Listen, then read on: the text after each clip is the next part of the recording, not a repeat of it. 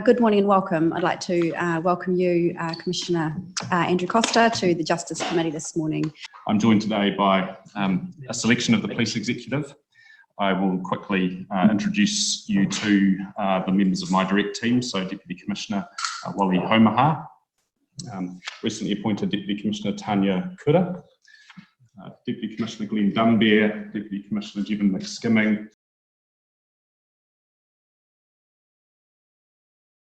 I'm happy to answer any questions the committee may have. Nō reira, tēnā koutou, tēnā koutou, tēnā koutou. Tēnā koe. Thank you very much, Commissioner, and thank you to both Deputy Commissioners as well. Members, questions. I have one already from Simeon. I'd like to start by asking about gangs. Statistics out yesterday show that gang numbers have continued to balloon. We've now got 7,825 gang members in New Zealand, and I see that the police have launched Operation Tōwhiro. Can you tell us firstly, can you tell us, does that operation have a goal of reducing this number of gang members in New Zealand?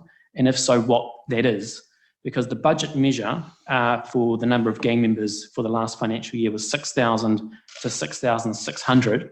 So we're 1,200 over that.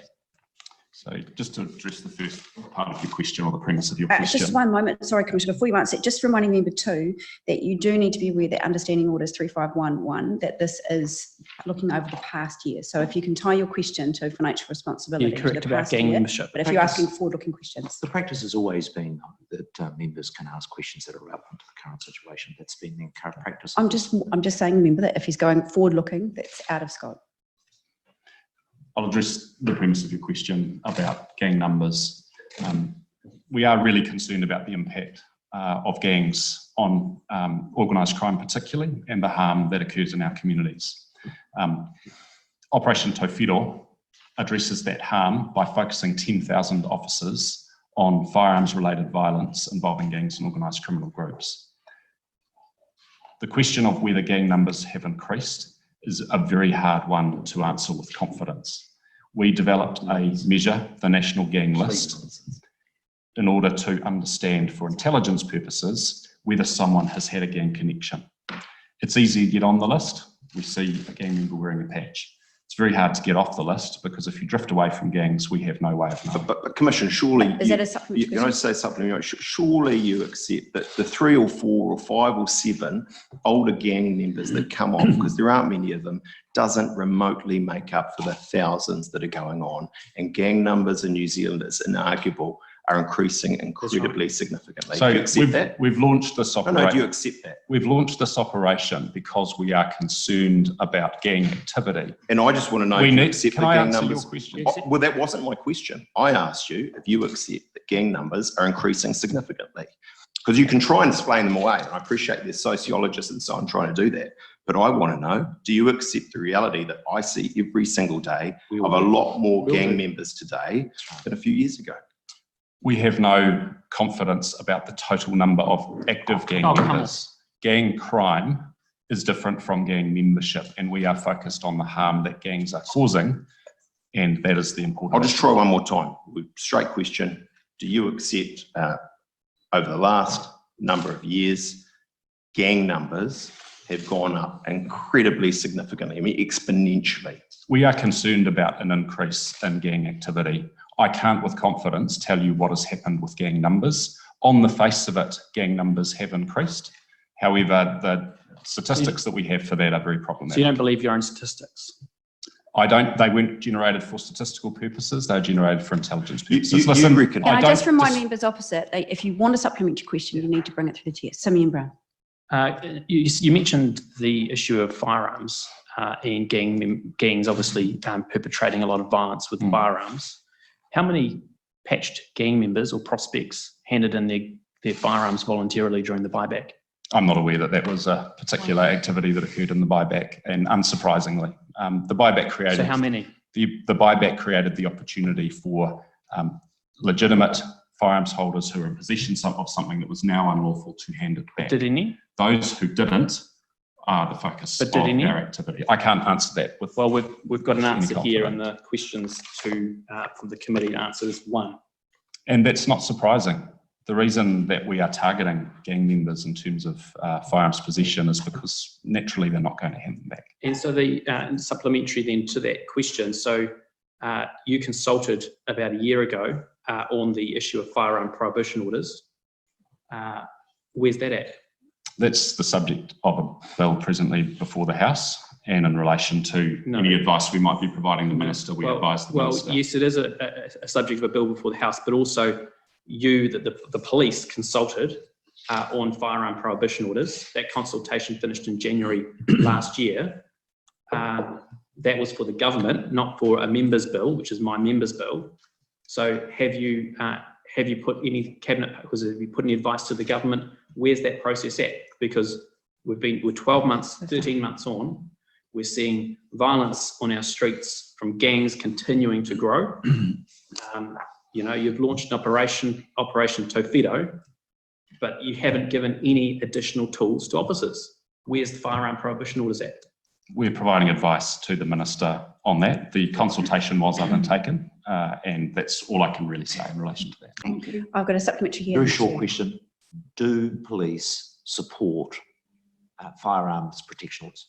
We are providing advice to a select committee on that, on a bill that's before the House. So it's not appropriate for me to comment on that. Have you recommended to the Minister that the government pass legislation implementing firearm prohibition orders? I'm not in a position to divulge our advice to the Minister on a current policy issue. Well, police is an independent agency. It's perfectly entitled to have its view.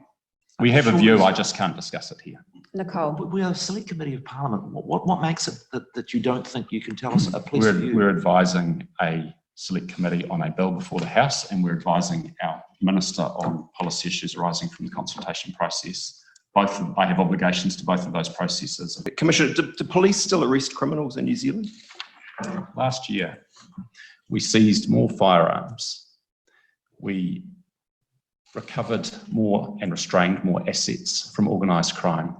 And we laid more charges for dealing, importation and manufacture of methamphetamine and other drugs than we did in the year before, even with the disruption of COVID. It isn't that because there's so much more there, and you wouldn't even give me a straight answer to the rise of gangs in this country. It has nothing to do with there being more there. It is to do with the focus that we're putting on it. Someone can't be arrested for those offences unless we actively investigate them. They don't come. Well, I'll tell you why I asked, because actually I can just go in the very recent past, and by the way, I could do this in any electorate around the country. In my electorate, I've had shopkeepers who've been beaten up. I've had drug deals in multiple parts of the city where complainants have come to me because they've seen them. I've had a situation at the Mount Tay Street in Marine Parade where some 70, 80 headhunters have taken up the road, over the road. There've been multiple police complaints in all of those cases, and not on a single occasion did the police come. By the way, in the last 24 hours, I've had a guy in Christchurch, Warwick, St Albans, where again, in that case, it was a different gang, the Black Power, who took over the road. Police didn't come. I mean, what's changed in the last few years? I have no doubt several years ago, police would not only have attended, but arrests would have been made.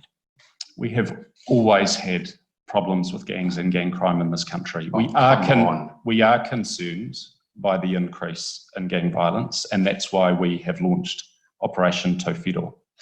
Our response to crime and the things you're mentioning is as focused as it's ever been, and the evidence shows that we are dealing with more than we've ever dealt with, and we're doing so. Let's be clear here. Operation Tofido doesn't apply a single new resource, not a single new police officer, no money, no nothing. I have 10,000 officers available to do the work that we need to do in our communities. What's your annual report mean when you say we have the authority to arrest, but we know that doing so is not always the most effective way of addressing crime and harm? What you're referring to there is the concept of policing by consent and some of the basic principles that were given to us, not recently, but in 1829, when Sir Robert Peel established modern policing that we have in this country. It has never been a principle in law or otherwise that police must arrest and prosecute for every offence. We need to make sure that our response is appropriate, and it is. but isn't the issue that the arrests just aren't happening? I mean, I'm not imagining it. You must surely know what I'm talking about when I tell you about big gang presences all over the country, creating mayhem, intimidating, holding up roads, and your police don't attend. It's like you're talking a different language to me. You say it's all great, we're doing this, that, and the other thing. That is not the lived experience anywhere in New Zealand at the moment. I mean, do you accept that there's something in what I'm saying? I don't accept that what you're suggesting, that police are not very proactively dealing with all of these issues. I do accept that there's been an escalation in gang activity and presence, particularly as between those groups. Much of that has been driven by the prevalence of Australian returned offenders coming into those groups and well, there are about 40 of several thousand gang members. What those people have done. You're just playing with statistics. What those people have done is lead to the establishment of new groups like the Bandidos, like the Mongols, like the Rebels, which has disrupted an existing set of relationships that have led to some relative peace between So tell me gangs. this, what does policing by consent mean when Mongols take over a road and are there? Because it seems to me, I'm just trying to be straight with you, what it actually means is you don't show up. We will deal with criminal offences when they're reported and we'll deal with them appropriately. That has got nothing to do with policing by consent. Well, no, I've got two very brief areas. If I just cover them and then I promise you we've still got significant time. Well, they are a question. Well, they're questions, all right. We've talked about policing by consent. You have in your annual report your core legislative functions, keeping the peace, maintaining public safety, law enforcement, crime prevention. Then you say under that, not as one of your legislative functions, while our mandate is found in legislation, we are clear as an organisation that to be effective requires us to police with the consent of the communities. I mean, I understand that this is a long-term concept, but it does seem, doesn't it? And again, I'm just trying to be straight with you. You've really changed the game here.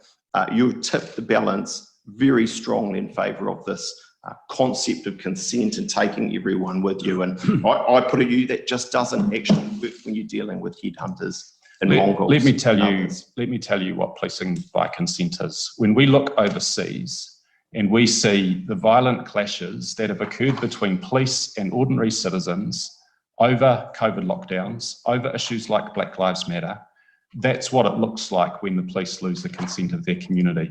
It has nothing to do... They're safer in Australia than they are in New Zealand. It has nothing to do with whether or not we will deal with gangs and gang offences. As I have said to you, we have put more pressure on gangs, taken more assets, taken more guns in the last year than we have at any time in our history. Well, it seems to me you've come along and you've tailored that message because you know what I've said in the media, when the reality is your annual report is you don't talk about any of that stuff. It's all the soft stuff, the nice stuff, it's just not there. But we've got limited time. I want to ask you this. What engagement and feedback have you had from the front line? Because I've had many emails, and I just want to put you straight. From police officer, he's written to me, I want to voice my support for your recent comments about the police leadership. As a proud serving police officer, I'm concerned at the philosophical direction of our organisation. I feel increasingly frustrated at the approach we're taking to important issues such as pursuits, action against organised crime, the removal of the armed response units and so forth. There seems to be a misplaced desire for the police to be everyone's friend and an overemphasis on policing by consent. We're an enforcement organisation. Although we all do our best to keep everyone safe, we still need to be firm and effective. Perhaps our key metric for measuring success of 90% trust and confidence from the public is driving the change. To highlight one particular example of Commissioner Costa causing huge frustration to his staff was a speech at the Black Lives Matter protests in June 2020. He didn't wear a uniform because it is a barrier to human connection, i.e. counterproductive to the purpose of the speech. Unfortunately, those of us dealing with the day-to-day reality don't have that luxury, and the lack of solidarity for his staff meant he well and truly lost the dressing room. I put it to you, under your leadership, there's a massive problem in morale in police. We're an organisation of 14,000 people. We have a massive range of views inside the organisation as exists in our community. I'm having every day positive feedback from our people about how we're doing, what we're doing, and our approach. I don't expect everybody to agree. In fact, I welcome dissent, and that's a feature of this executive that we are open to hearing what our people think and respond to that. I don't expect everybody to agree, but I can tell you that we have the support of an executive with a combined experience of nearly 200 years policing about what it is that we're doing. And this is a simple continuation of the journey the organisation has been on. I've now had interchanges with you twice, Commissioner, in committees. I've found that you're very capable of being firm with members. I just asked you that you're that firm with gang members. We are as firm as we have ever been with gangs, and that is evidenced by the prosecutions we've undertaken, outstripping what we have done in the past. Problem is, I don't think any New Zealander believes that, Commissioner. Yeah, Commissioner, how many police pursuits have been abandoned or not initiated, I suppose, how to say it, since your no pursuit policy? We can get that specific information to you. What I can say is that we are carefully monitoring the effect of this by way of evaluation, and we aim to understand the effect of the policy. This is a very difficult area to get an appropriate setting.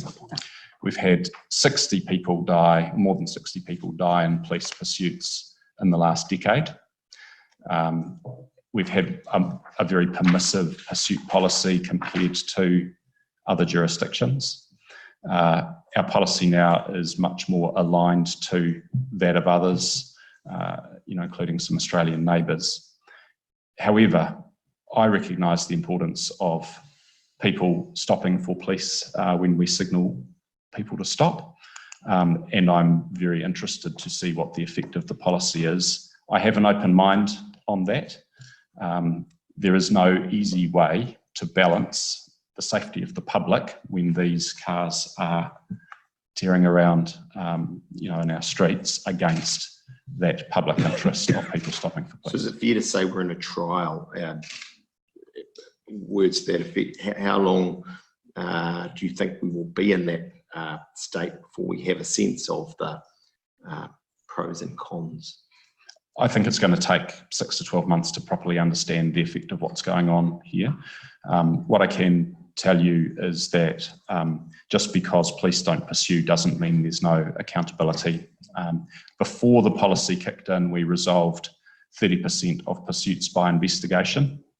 I've had anecdotal reports from some districts that they're resolving as many as 65% by investigation afterwards. That is coming close to the 70% that we apprehended under the policy as it was.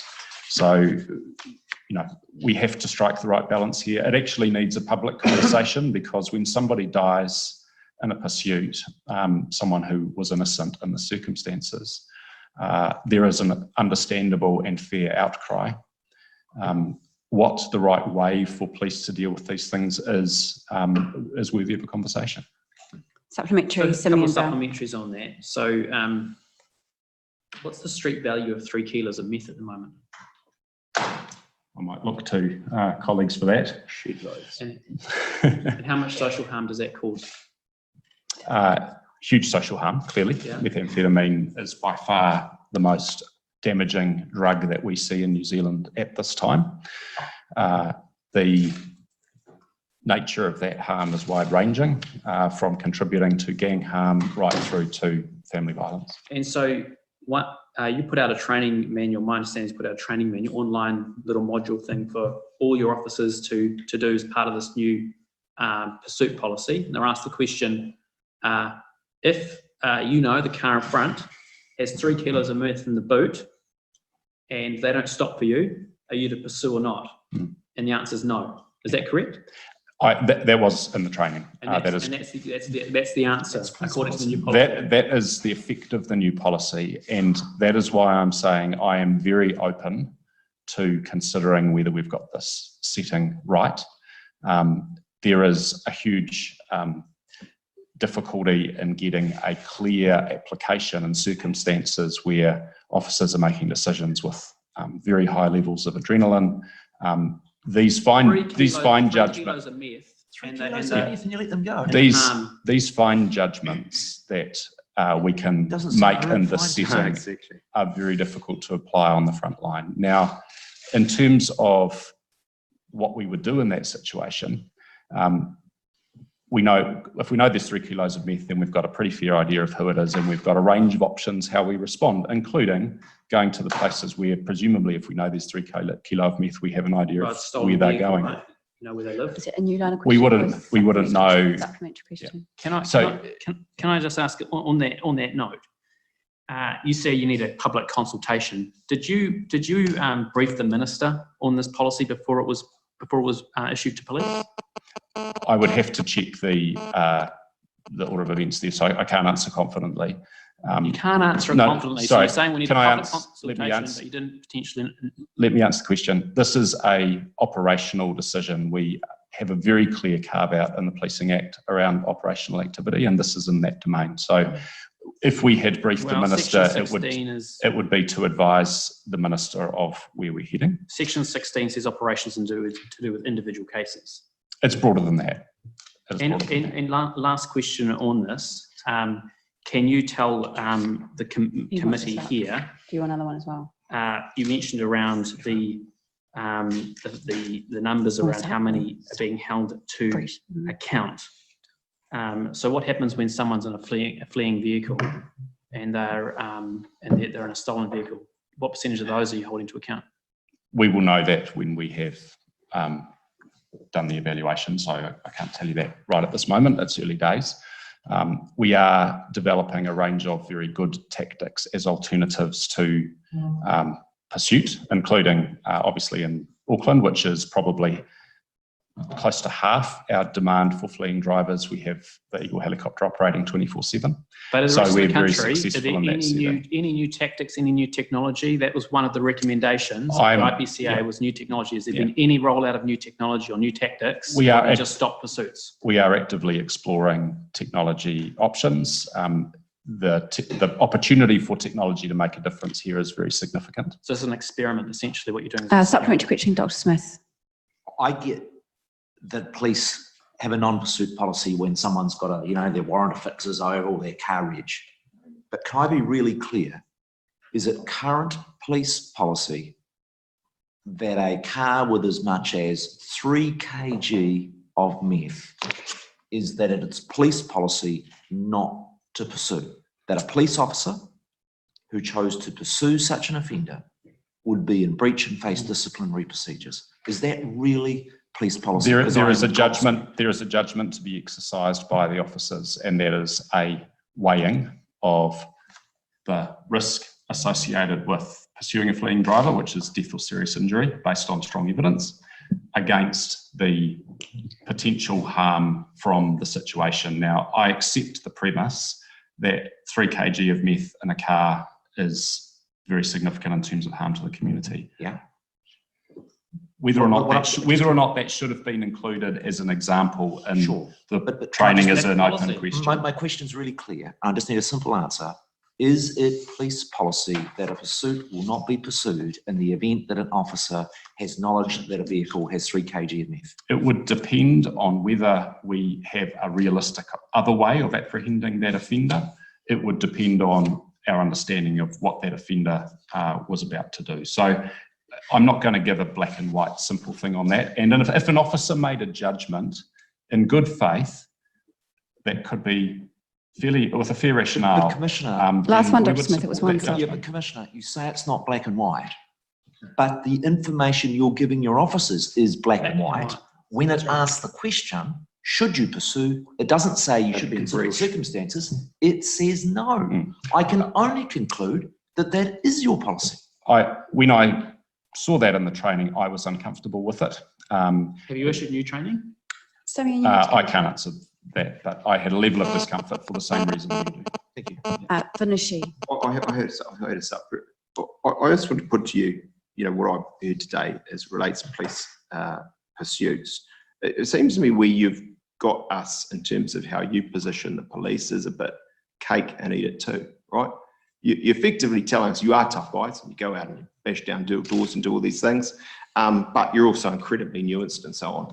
And so on police pursuits, we're being led to believe that, look, no, we won't get them now, but we will get them later. And I just say to you and put it to you that actually the trade-offs you're making for policing by consent actually result in less public safety, and that's becoming increasingly clear to New Zealanders.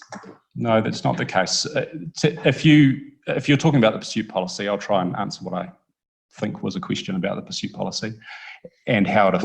Well, that is your job with respect, Commission, to come here and so I will respond to us. endeavour to speak to that.